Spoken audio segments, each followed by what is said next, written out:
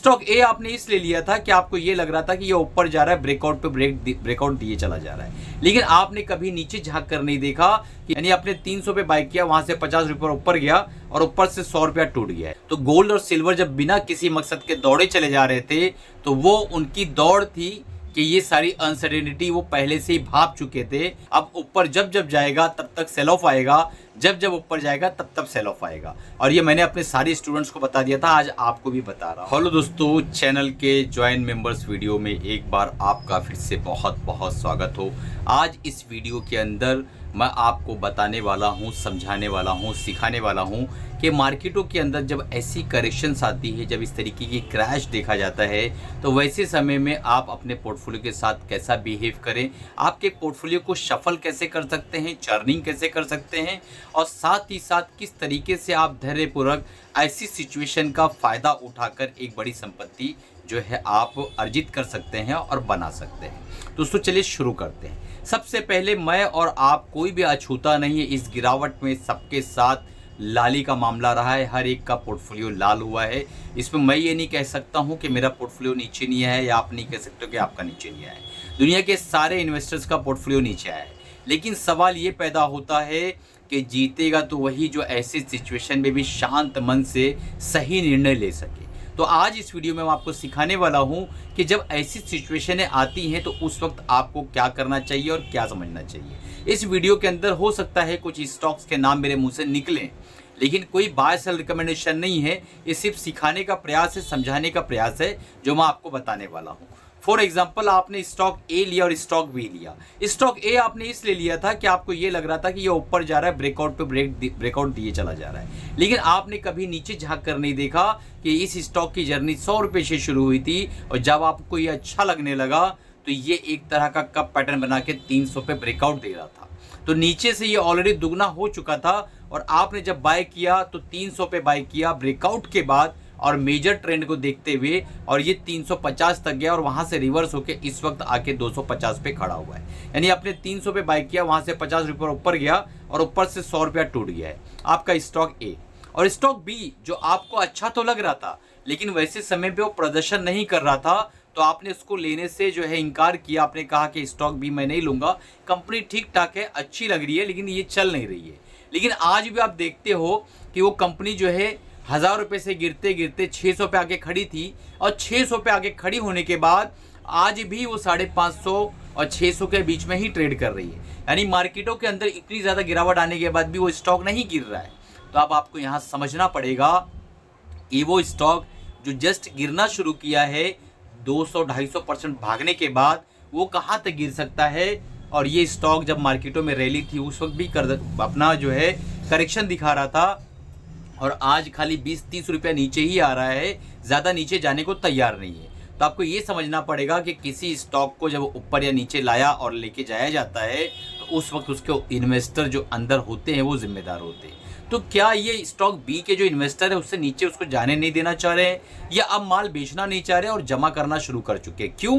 Fundamentally stock ए से stock B बेहतर था, लेकिन वो ग्रोथ नहीं दे रहा था, इसलिए आपके मन में तो था कि इसको लिया जाए, लेकिन आपने हिम्मत नहीं दिखाई, आप बी में कूद गए, ए में कूद गए, क्योंकि ए बहुत अच्छा चल रहा था। तो अब ये समय आ चुका है कि आप ए के अंदर 50 रुपये का घाटा बुक करें और उसको शफल करें स्टॉक बी के अंदर, क्योंकि बी जो है एक मजबूत, अच्छा, बेहतरीन स्टॉक्स था, लेकिन किसी कारणवश जो है वो ग्रोथ नहीं दिखा रहा था। अब ऐसे समय पे ये जो है इसकी करेक्शन प्राइस वाइज तो हो चुकी है, टाइम वाइज भी करेक्शन इसकी कंप्लीट होने आ गई है, और स्टॉक ए ने तो अभी प्राइस वाइज करेक्शन शुरू किया है।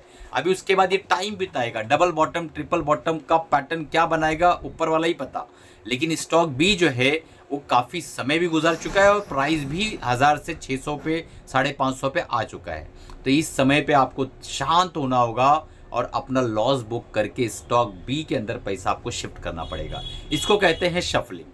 तो ये जो चीज़ है ये इंपॉर्टेंट था आप लोगों को सिखाना। ऐसे समय पे कोई ज़रूरी नहीं है कि जो स्टॉक पे आपका पैसा बन रहा था आने वाले समय में भी वही स्टॉक आपको पैसा बनाए, ऐसा कोई ज़रूरी नहीं है।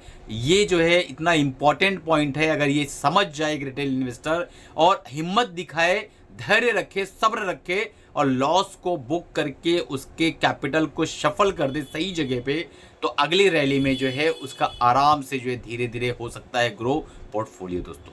तो ये जो है जो मैंने आपको सिखाया वो कैसा लगा, हो सकता है ये वीडियो लाइव रहे कुछ देर तक और बाद में जो है स्पेशली ये ज्वाइन मेंबर्स के लिए शिफ्ट कर दिया जाए। तो जब तक के लाइव रहेगा आप लोग भी इसका फायदा उठा लो, उसके बाद सिर्फ चैनल के मेंबर्स जो है इसको देख पाएंगे। दूसरी बात ये कि गोल्ड और सिल्वर जो मैंने बताया था आप लोगों को कि गोल्ड और सिल्वर के अंदर अब कोई बहुत बड़ी रैली आने की संभावना नहीं है। क्यों नहीं है? क्योंकि जब कोई स्टॉक चलना शुरू करता है तो वो न्यूज़ को पहले ही अपने अंदर समो लेता है, यानी स्टॉक्स के अंदर न्यूज़ ऑलरेडी रहती है। जब हम स्विंग ट्रेडिंग का प्रोग्राम करवाते हैं तो उस वक्त पहले लेक्चर में यही चीज़ समझाते हैं जो मैं यहाँ पे आपको बता रहा हूँ कि कोई भी स्टॉक जब चलता है, चाहे वो ऊपर हो चाहे नीचे हो, उसके अंदर उस पर आधारित सारी न्यूज़ पहले से उसे पता होती है और वो चलता है। तो गोल्ड और सिल्वर जब बिना किसी मकसद के दौड़े चले जा रहे थे तो वो उनकी दौड़ थी कि ये सारी अनसर्टेनिटी वो पहले से ही भाप चुके थे। सिल्वर और गोल्ड को पता था कि ऐसी अनसर्टन मार्केट होने वाली है, तो वो पहले ही फैक्टर इन हो गया और प्राइस में आ गया।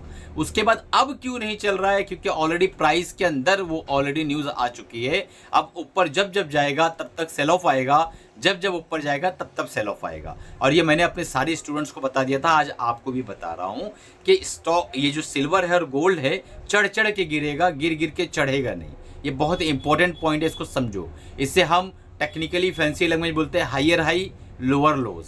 तो यहाँ पे लोअर लोज बनाने के लिए एक हाई छोटा सा बनेगा, फिर दूसरा जो लो है वो पहले लो से नीचे आएगा, उसके बाद फिर एक हाई बनेगा जो पहले हाई से नीचे रहेगा। तो ये जो है लोअर हाइज और लोअर लोज बनाते हुए नीचे की तरफ धीरे धीरे खिसकेगा, किसी को पता भी नहीं चलेगा कि इतना ज़्यादा करेक्शन आ गया और वो करेक्ट कर जाएगा। तो इसका भी ध्यान रखिएगा। तीसरा, सही जगह क्या है, सेफ हेवन क्या है, ETF पे हम कहाँ काम करें।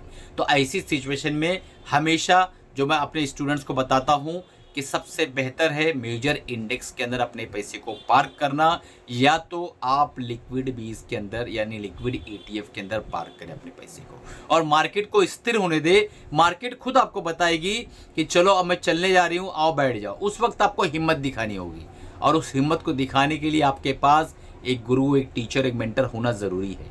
आप अगर यूट्यूब के जंगल में इसी तरीके से भटकते रहोगे और सही गुरु का आप जो है चयन नहीं करोगे तो काफ़ी समय आपका और काफ़ी पैसा आपका बर्बाद हो जाएगा दोस्तों। तो वीडियो कैसा लगा?